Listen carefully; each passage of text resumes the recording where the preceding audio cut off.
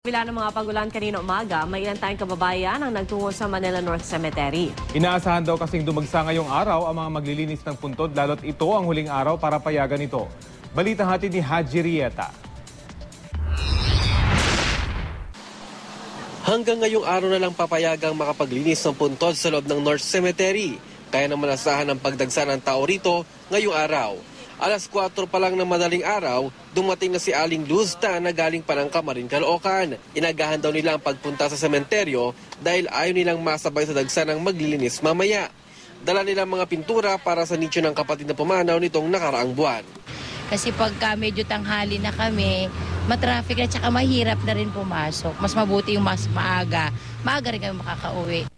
Di na raw sila nagdala ng mga patalim dahil batid naman daw nila na bawal iyon.